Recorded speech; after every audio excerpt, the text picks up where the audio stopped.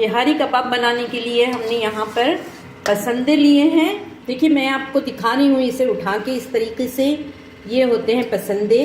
बना के दे देते हैं कसाई से, अगर कहा जाए तो वो बनवा के देते हैं। जितना अच्छा इसका साइज़ होगा इतनी अच्छे जो हैं ये कबाब बन के तैयार होते हैं। देखिए मैं यहाँ पर आपको निकाल के इसको दिखा रही हूँ, ये साइज़ है इसका।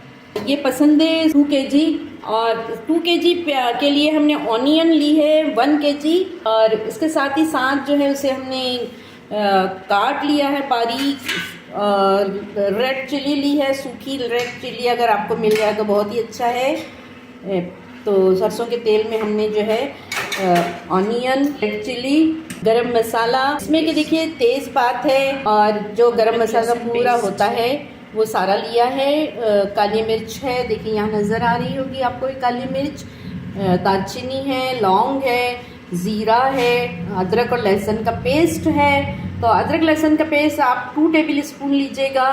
फिर इसके बाद जो है हमने इनको फ्राई कर लिया है सबको। उसके बाद जो है पसंदे उसमें डाले हैं, अच्छी तरीके से फ्राई किया है प्याज को, ताकि जो है इसका ब्राउन हो जाए प्याज। देखिए इस तरीके से। देखिए ये जो है जो पसंदे तैयार किए जाते हैं, इसकी एक ख़ास ट्रिक ये है कि इसमें बड़े ना भी हों तो कोई बात नहीं है, लेकिन ये जो है बहुत ही ज़्यादा पतले होने चाहिए, ठीक नहीं होने चाहिए, ताकि इसको जब हम स्क्रू पे वो करेंगे, लिपेटेंगे, तो बआसानी ये जो है लिपट जाए।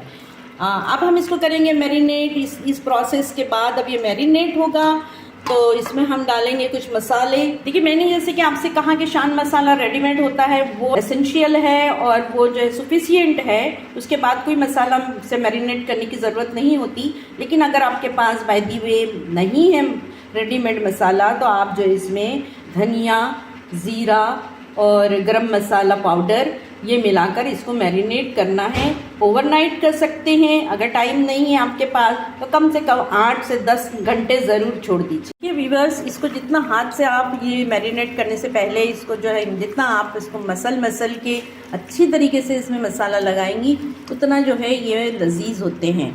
तो यहाँ पर बहुत अच्छी तरीके से इसकी मसलाई हो रही है। इसके बाद हम इसको मैरिनेट करेंगे।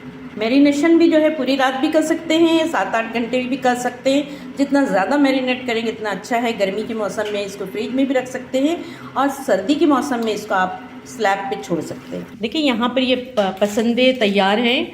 हमने इसे ओवरनाइट रखा था मैरिनेट करने के लिए। अगर आपके पास टाइम नहीं है, 4 से 5 घंटे में भी जो है ये मैरिनेट हो जाएगा। इसका अगला प्रोसेस हम आपको दिखा चुके हैं। अब नेक्स्ट स्टेप की तरफ चलते हैं। इसमें टेंडराइज़र हम डालेंगे। ये टेंडराइज़र जो है शान मसाले का है।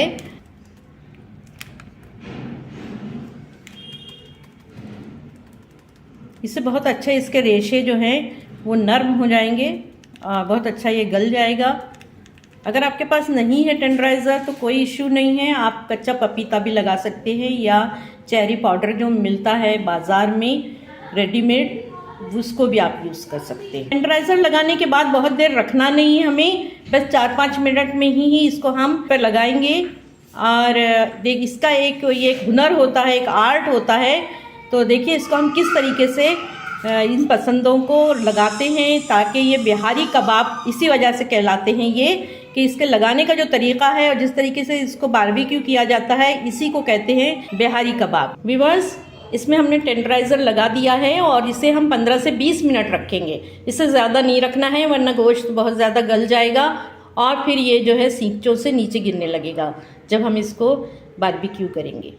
इसका बहुत ख्याल रखिएगा। देखिए ये मार्केट में इजीली मिल जाते हैं, सींचे हैं ये, जिसके ऊपर के हम ये बिहारी कबाब को लगाएंगे। ये स्कीवर है और चलिए तो अब हम इसे लपेट लेते हैं पसंदों को इसके ऊपर, एक ख़ास आर्ट के साथ जो हर एक नहीं जानता, लेकिन हम आपको अच्छी तरीके से सिखा देंगे और आप भी जो है ये बिहारी कबाब बनाने में और इसको तैयार करने में एक्सपर्ट हो जाएंगे। देखिए यहाँ पर हमने अब प्रोसेस शुरू कर दिया है इसे लपेटने का। ये देखिए इस तरीके से इसको हमने उठाया, पार्चे को इसको फोल्ड किया और बस इसमें हमने लगा लिया। इस तरीके से घुमा के जो है इसको लगाना है। इसका फ़ायदा ये है कि ये बारबेक्यू करते हुए गिरता नहीं है फिर, और अगर हम इसको यूं ही लगा देंगे तो ये बारबेक्यू करते हुए गिरने लगेगा। ये एक ख़ास तरीका है बिहारी कबाब का। इसको बहुत अच्छी तरीके से मैरिनेट करना है, बहुत अच्छी तरीके से इसको जो है हमें टेंडराइज़र लगाना है ताकि इसके तमाम रेशे जो हैं वो अच्छी तरीके से गल जाएं, तब इसका ख़ास मज़ा आता है। हमने आपको पूरा प्रोसेस बता दिया है, इसी को फॉलो करिएगा।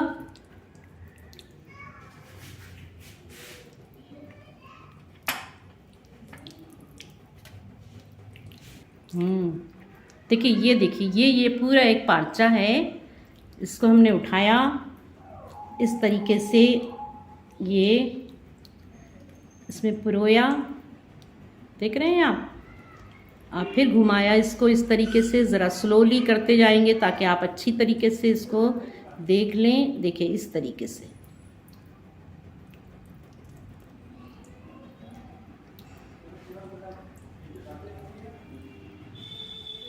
इसी तरीके से हम तमाम जितने भी पार्चे हैं इसको बना के तैयार करते हैं।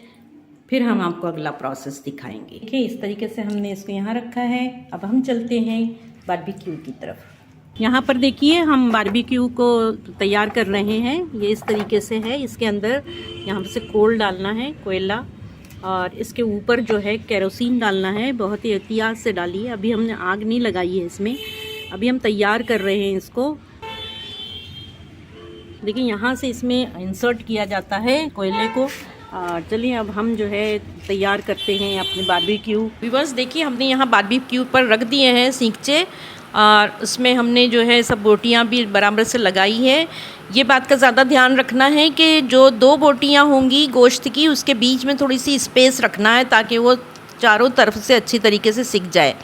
सबसे अहम बात यह है कि इसमें तेल नहीं लगाना है आपको किसी तरीके का भी, क्योंकि पहले ही हमने इसमें ऑयल लगा दिया है जब हमने इसको मैरिनेट किया था उसी में। अगर आपको लगे कि ये ज़्यादा ड्राई हो रहे हैं तो फिर आप उसमें लगा भी सकते हैं। इसको रेड होने तक आप इसको रखिए और अच्छी तरीके से ये तैयार हो जाए। आपको लगे कि ये अच्छी तरीके से तैयार हो गए हैं और गल भी गए हैं, आप इसको हटा दीजिएगा और इसको जो है प्लेट में सर्व करिए। उम्मीद है कि ये रेसिपी आपको पसंद आएगी। बहुत ही इजी होती है और खाने में बहुत ही अच्छी होती है, और फिर घर की बनी हुई है तो ये हाइजीनिक भी होती है।